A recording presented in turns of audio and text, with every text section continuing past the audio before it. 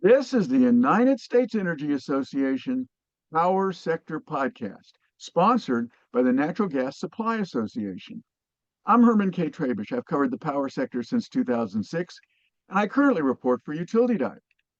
In this episode of the podcast series on recent changes in the availability of natural gas turbines and power plant components, we're going to talk with Jeffery Preece, Vice President of Energy Supply for Fleet Development and Fuels with the Electric Power Research Institute, or EPRI. Jeffery is going to describe the causes and market impacts of recent turbine and component order backlogs and delivery delays.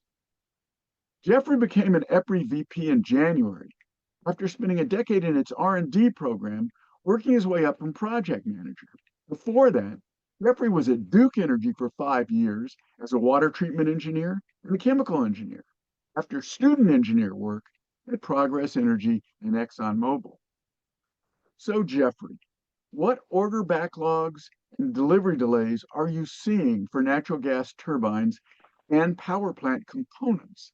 How long are the delays? Thanks, Herman. It's really great to be here. I appreciate you allowing me and my colleague from EPRI to be represented today.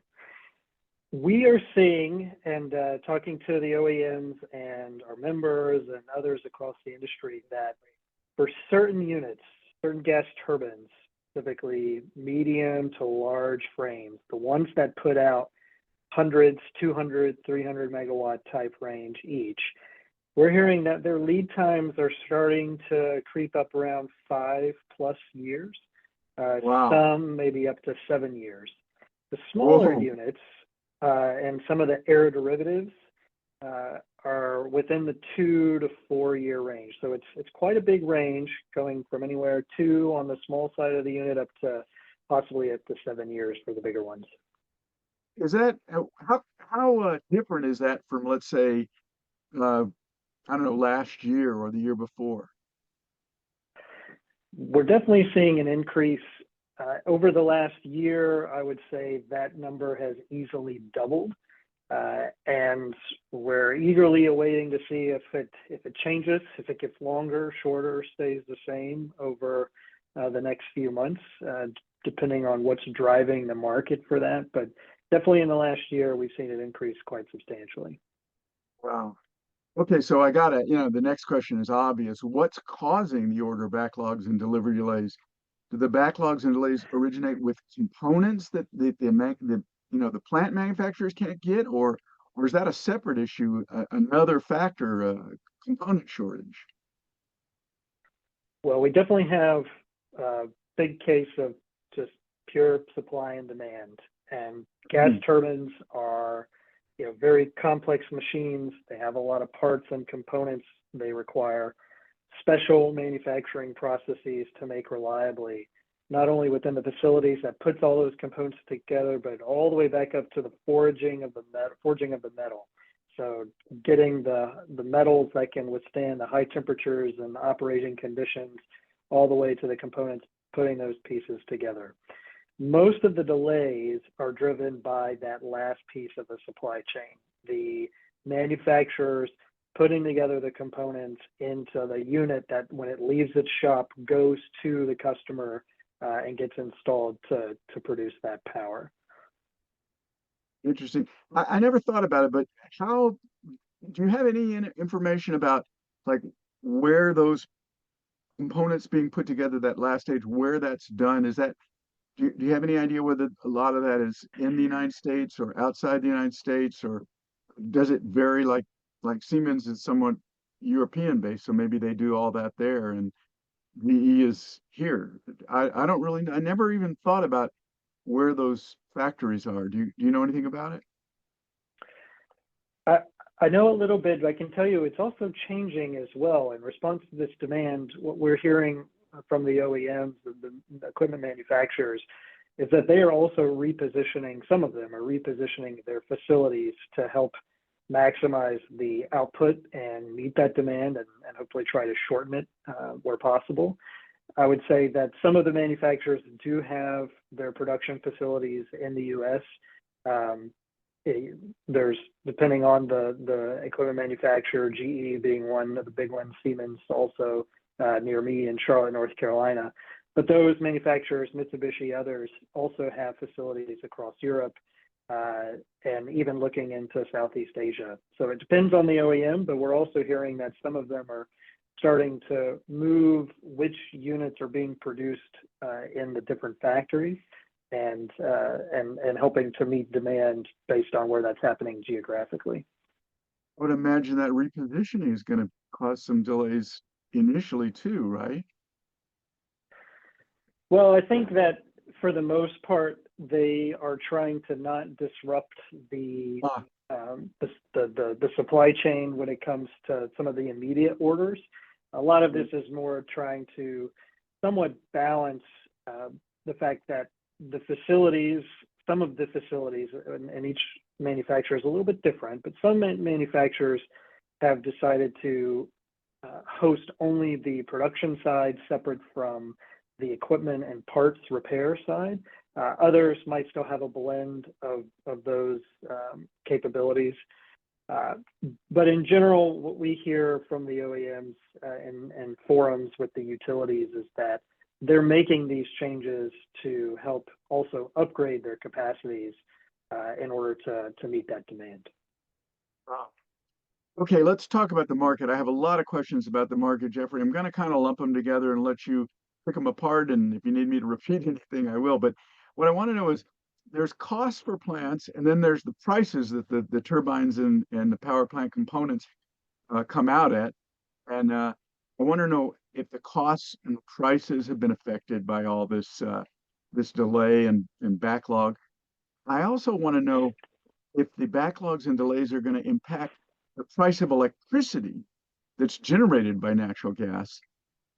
And then that leads me to ask you this other question, which is, especially with the load growth that we're seeing all across the United States and around the world, I guess, are those price impacts going to affect the resource mixes in the US and around the world? In other words, are people going to say, well, we can't count on natural gas getting here till 2030, so let's build, I don't know, enhanced geothermal or obviously wind and solar, but as you know, there's policy issues, let's say, on that.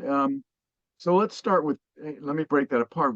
Costs and prices for turbines and components, have they been affected? We are seeing them be affected. And, in addition to the supply side being limited, right, these manufacturing facilities require billions of dollars of investment to increase their output. And go back in time a little bit to the late 90s, early 2000s, when natural gas prices went up significantly, the industry saw a lot of canceled projects for those gas turbines. So the equipment manufacturers have been somewhat on a roller coaster ride in the last couple of decades. And so they are signaling to the market and to stakeholders that they're taking these orders and this demand very seriously. But the other side to this is on the demand side. So that's the supply. On the demand side, what we're seeing is that perhaps some of the orders that are coming in may never come to fruition. And we got to look at what's driving some of this near-term demand. And data centers, specifically for artificial intelligence, like recreating the human brain, that gets a lot of attention today. But in fact, we're also seeing quite a large amount of electricity demand coming from industry. Industries are moving back into the US, or they're moving around regionally, or they're converting some of their hardware to be electrified. We're seeing an increase in electrification across transportation and other parts of manufacturing. And so with that comes a lot of uncertainty. On the industrial side, there's a fair bit of certainty, but on the AI data center side, there's a tremendous amount of uncertainty, because the data centers are largely shopping around different regions trying to figure out who's going to provide power first. And so what we suspect is that part of the driver for prices increasing. It's not only the supply of the gas turbine component, but also that maybe there's excess demand being signaled to those manufacturers, and such that that demand may never realize. So that could, in a sense, free up some of the supply limitations over the next year or two if those who are holding those spots in line, reservations for that equipment, decide, hey, we don't need it anymore. Turns out we're not going to get the load we expected.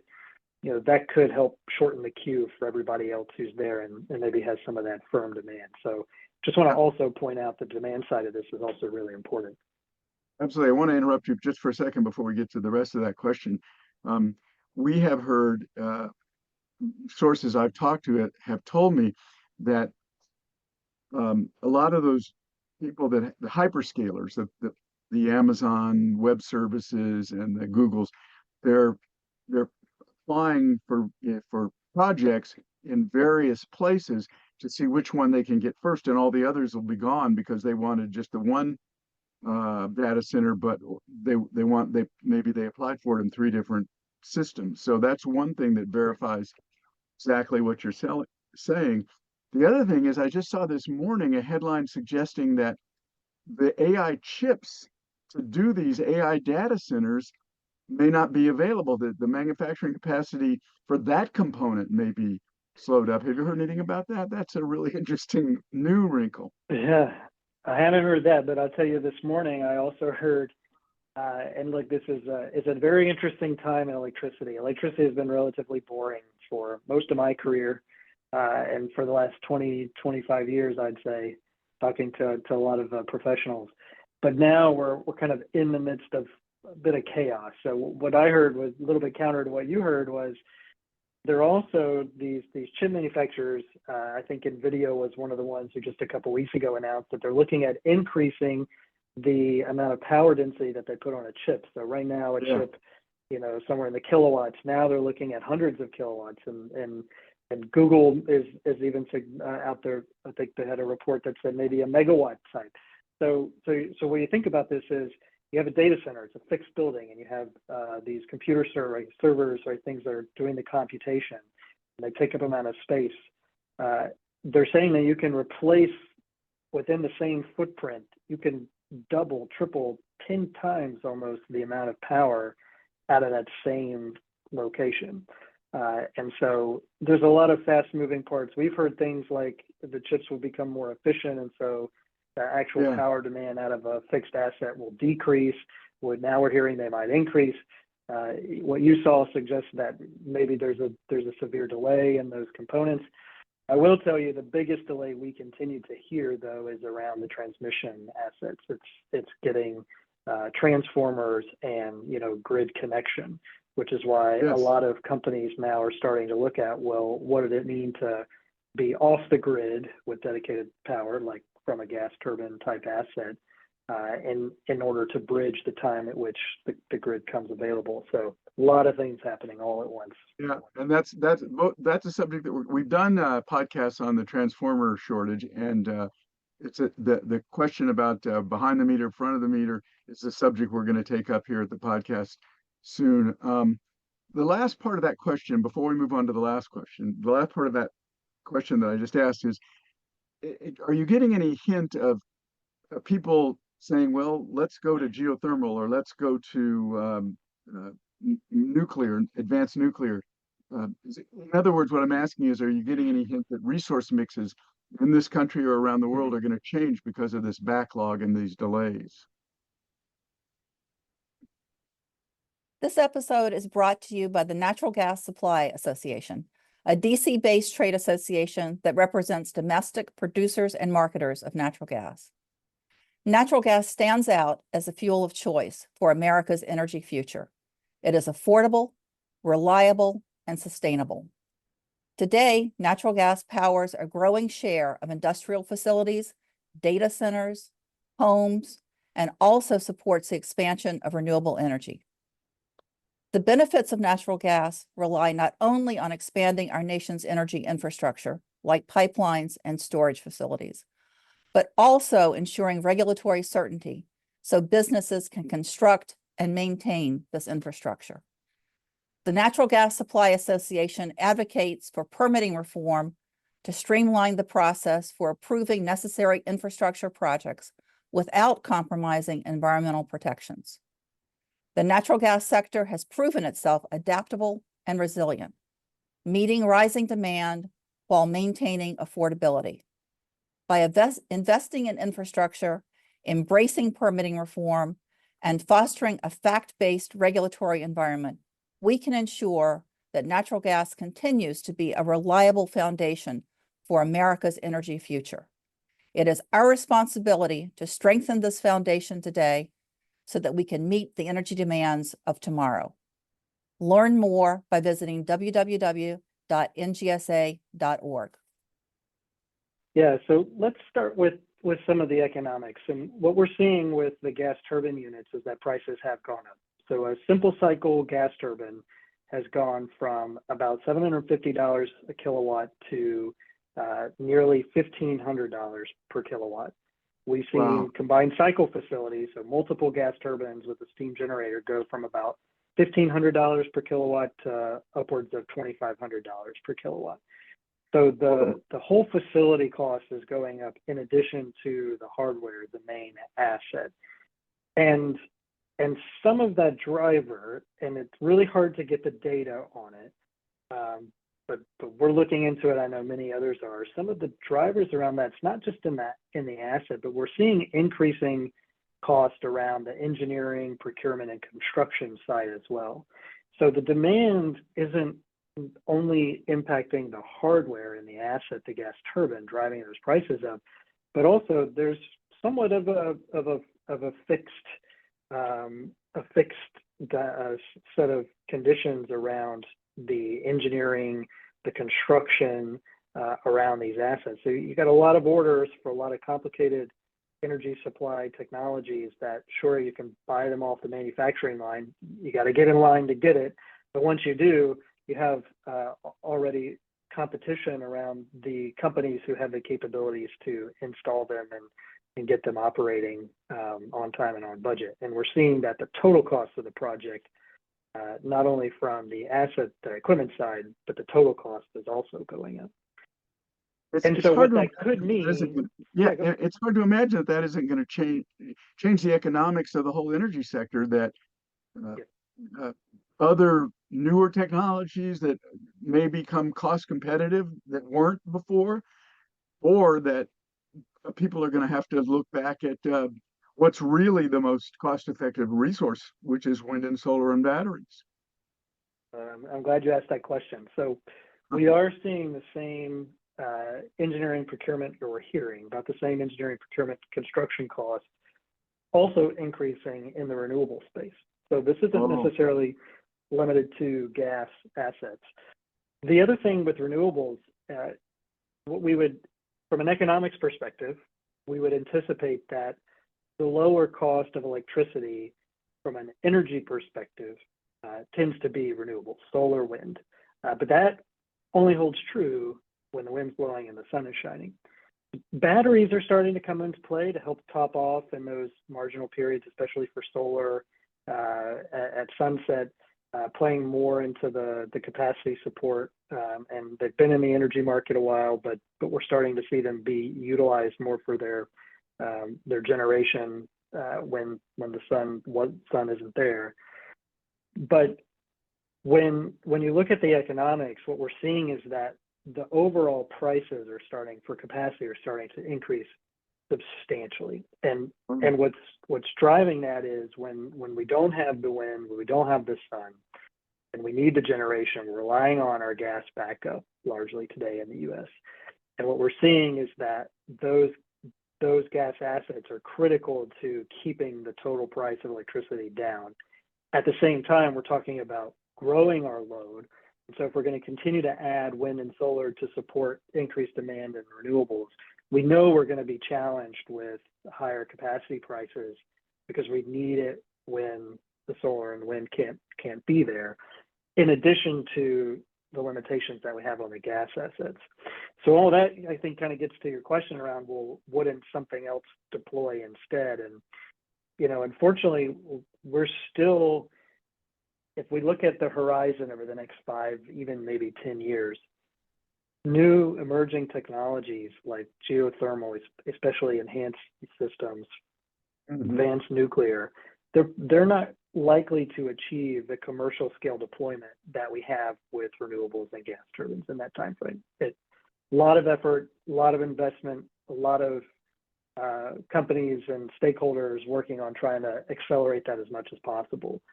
But if we're talking about meeting our energy needs over the next 5 to 10 years, we're largely left with the units, the technologies that we have and deploying new ones. But then it also goes back to keeping our existing gas turbines operating and our coal units and everything else we have, nuclear, hydro, operating as reliably as possible. And that is going to be a critical factor in the near term, more so than deploying a new technology. We're going to need those new technologies, but they need more time. They need more deployment to achieve that commercial scale that really makes an impact on the industry. Okay, well, you've answered, in that answer, you've answered what was going to be most of my last question. I wanted to know, what is the fix? So you've started to allude to that. I want you to continue answering that.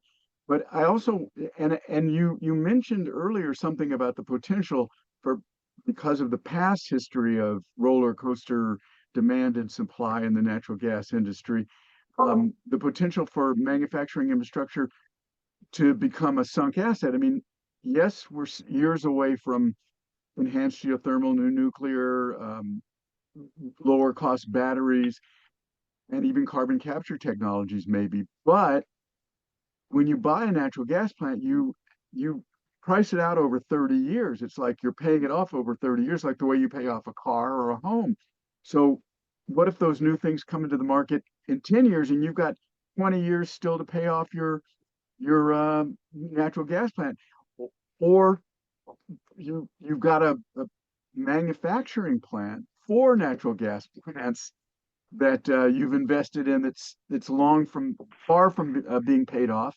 Do people want to build those facilities to help bump up the supply? I mean, I know I'm just ramming together a whole lot of questions, and I apologize for that, but it becomes very confusing. Can you sort any of that out? Are there any recommendations that you're seeing emerging? Well, I can certainly try to give you a couple perspectives here. Great. Around maybe the concept or the concern or the risk around sunk assets, especially the ones we have today, versus emerging technologies. So in the past, and we've documented this in pretty good detail, others have as well, the technologies that have not yet reached commercial scale, advanced geothermal, bulk energy, long duration storage, advanced nuclear, what we would anticipate is over the next 5 to 10 years, we will see the first commercial deployments starting to reach the early part of their ramp up. It would likely take, now that's just based on pure history, no crystal ball here, would likely take still another decade, if not 2, to achieve the same type of scale, cost factor, cost reduction. We call it learn by doing. And so we still need to see these new emerging technologies enter into the market, enter into commercial agreements, go through the challenges, the things not working as we thought, the learning new things at large scale, those learnings then being captured and then translated to the next subsequent projects in order to continue to increase their deployment potential, decrease their costs, decrease their risk. So I would say it's maybe not likely that there's any immediate concerns around the technologies that are deploying today. Because with respect to the emerging technologies, because those emerging technologies still need time to deploy. And again, that's purely based on the industry's history at technology deployment at scale. That it just takes decades to not only get it to commercialization, but to get it to what we call nth of a kind, right? Where it becomes the equivalent of the gas turbine on the production floor rolling off and into the field. So therefore, the fix is, as you described before, moving as quickly as possible to build these natural gas plants and to put these manufacturing facilities where they can be of most value. I guess that's what you're saying, isn't it? Well, yeah, I'm definitely not suggesting there's an easy fix. Part of the Yeah. challenge I've mentioned before is that usually most regions in the U.S. have more electricity than they need or really know what to do with in some Right. parts of the year, right? And so it's only during certain parts of the year where we start to get into challenges where we don't have that electricity because of 25 solar, or wind, 50 hours, assets freezing. Right, 25 or 50 right, hours of the exactly. year. Yeah. Right. So when we talk about reliability first, right? What's an acceptable level of not having power? And of course, that depends on the customer. A data center will tell you it needs to be, 6 nines or 5 nines. It needs to be right at 100%. Your average consumer household, maybe that depends, but reliability is critical. And then right after that is the affordability. And so what's happening now is we're starting to see much more frequent and more detailed planning and conversations across the industry to ensure that as all of the changes with the demand, the limitations and the risks on the supply of assets are headbutting and really coming into friction, that planning continues to be reevaluated, and even across the spectrum of electricity. So we're seeing more integrated planning between the generation, the transmission, and the distribution. And so that fix is really just continuing to focus on ensuring that reliability, that affordability can be met, but also acknowledging that we're entering into a period of a lot of unknowns. And so doing what we can with the assets that we have, maximizing those, keeping them running affordably and reliably, and then ensuring that the pipeline of supply and demand is well communicated. Those are going to be really critical aspects. Hopefully we've done some of that communication today. We're out of time, Jeffrey. Thank you so much. I want to thank my guest, EPRI Vice President Jeffery Preece, for detailing recent order backlogs and delivery delays for natural gas turbines and power plant components and their market impacts. I got to take just a second here. I want to push back just a little bit, Jeffrey. You made your case very well. I just want to say that there are some folks that we're going to be talking to that do believe that wind, solar, and batteries can be a little bit more valuable than you've described it. But I understand your point of view, and I think you made it very clear. And I want to thank you so much for taking the time to talk to us. I also want to thank our sponsor, the Natural Gas Supply Association. And as always, I want to thank our listeners for taking the time to check out the USEA Power Sector Podcast. Don't forget to subscribe, like, and share with everybody you know our quest for energy transition solutions.